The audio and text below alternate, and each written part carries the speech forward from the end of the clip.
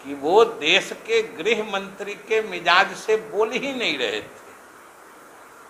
अमित शाह जी सिर्फ और सिर्फ भाजपा के वैसे नेता जो बिहार में सत्ता खोने से बेचैन हैं, वो भाषा बोल रहे थे। वैसा देश का गृह मंत्री तो बोलता नहीं।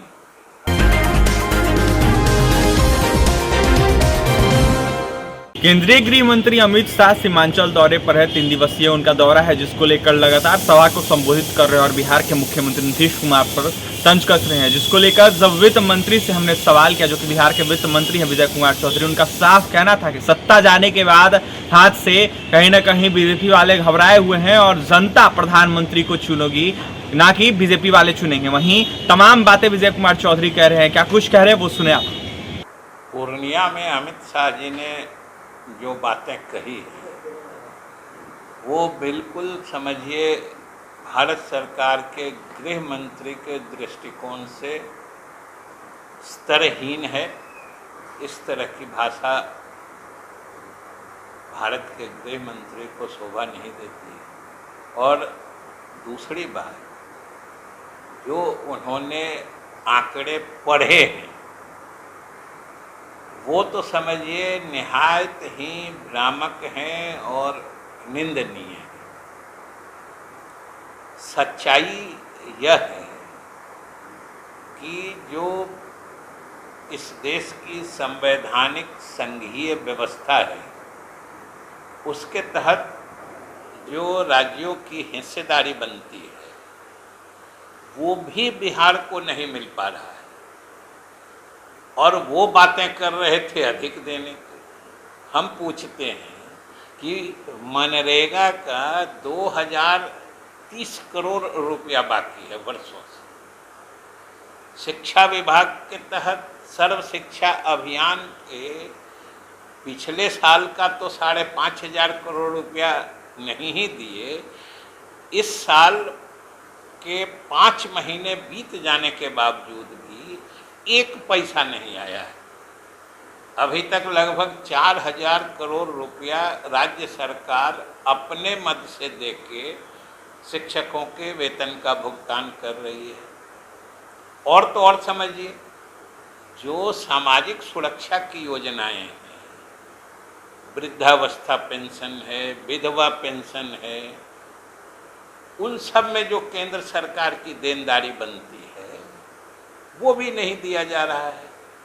आपको आश्चर्य होगा कि इन सब मदों में भी इस वित्तीय वर्ष 2022-23 के 5 महीना बीत जाने के बाद उनका आवंटन शून्य है। आखिर चाहे गृह मंत्री हो या भाजपा के कोई नेता हो, किस दलील से इसको छिपाएंगे? हम तो आंकड़े बता रहे हैं कि बता दें कि चाहे सर्व शिक्षा अभियान है, वृद्धावस्था पेंशन है, विधवा पेंशन है, 1 पैसा सरकार ने, केंद्र सरकार ने अपने हिस्से का मतलब बताता है ना स्पष्ट रूप से। यही तो स्पष्ट करता है कि वो देश के गृह मंत्री के मिजाज से बोल ही नहीं रहे थे।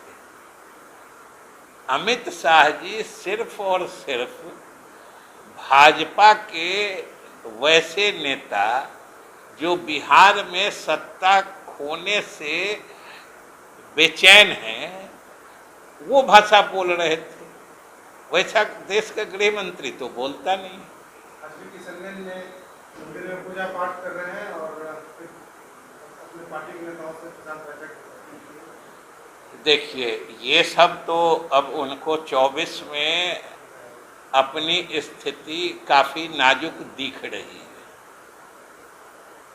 तो वो किशनगंज में पूजा करेंगे। आरएसएस के नेता मस्जिद, मदरसे, खानकाह पहुंच जाएंगे। तो ये सब तो चुनाव आ रहा है, तो ये सब चीज़ें तो और बढ़ेंगी। लेकिन कर्म में क्या होगा? कर्म में यही होगा कि जो भारत के इतिहास में अल्पसंख्यकों के योगदान का पक्ष है, ये उसको खत्म करके ये अपना पक्ष जो पूरे स्वतंत्रता संग्राम में देखिएगा कि बीजेपी आरएसएस के लोगों का कोई योगदान नहीं है। अब ये इतिहास बदल के अपनी प्रासंगिकता बनाना चाहते हैं।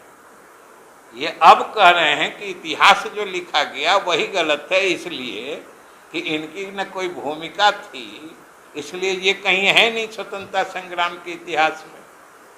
अब ये इतिहास ही बदल देना चाहते हैं और कल को यही कर देंगे कि भाई स्वतंत्रता संग्राम हम ही लड़े, बाकी गांधी हो, नेहरू हो, ये सब कुछ थे ही नहीं।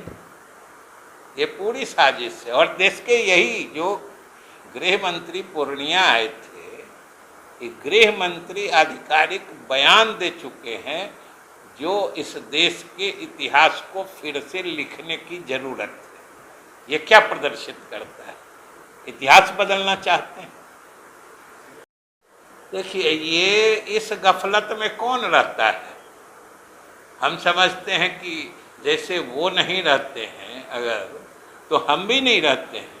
हमें पता है कि किसी के चाहने से कोई प्रधानमंत्री नहीं बनता है। प्रधानमंत्री इस देश की जनता बनाती है और इस देश की जनता जिस दिन तय कर लेगी, चाहे नीतीश कुमार हो या कोई दूसरा व्यक्ति हो, तो उसको प्रधानमंत्री बनाने से कोई रोक सकता है क्या? जिस दिन जनता ने तय किया कि नरेंद्र मोदी जी को प्रधानमंत्री बनाना है, तो उनके पार्टी के भी कुछ सीनियर लोग नहीं चाहते थे, तो वो बन गए ना भाई। इस तरह से अगर जिस दिन देश की जनता इनके गलत कामों के कारण इनके विकल्प में किसी दूसरे नेता के पक्ष में मन बना लेगी, तो फिर उसको कौन रोकेगा? कोई नहीं रोक सकता। बात सीधी है। तो आपने सुना जिस तरीके से अमित शाह का बयान सामने आ रहा है, उसको लेकर विजय कुमार चौधरी ने निशाना साधते हुए साफ कह दिया है कि जनता जान गई है और आने वाले दिनों में बीजेपी को उखाड़ कर फेंकेगी। बीजेपी जिस तरीके से बौखलाई हुई है सत्ता जाने के बाद, कहीं ना कहीं जनता देख रही है। बस आरएसएस और धर्म की बातें करते हैं बीजेपी वाले। वहीं विजय कुमार चौधरी का क्या कुछ कहना था आपने सुना है। अब देखने वाली बात यह होगी मिशन 2024 को लेकर क्या कुछ नीतीश कुमार करते हैं। वहीं अमित शाह लगातार तंज कस रहे हैं और जिसको लेकर लगातार प्रतिक्रिया सामने आ रही है। जदयू कोटे से मंत्री हैं वित्त मंत्री बिहार के विजय कुमार चौधरी, अमित शाह को मुंहतोड़ जवाब दिया है। क्या कुछ कह रहे थे वो आपने सुना है। और भी तमाम खबरों के लिए बने रहे NBC 24 मीडिया के साथ। हमारे चैनल को सब्सक्राइब करें, पेज को लाइक करें। बहुत बहुत धन्यवाद।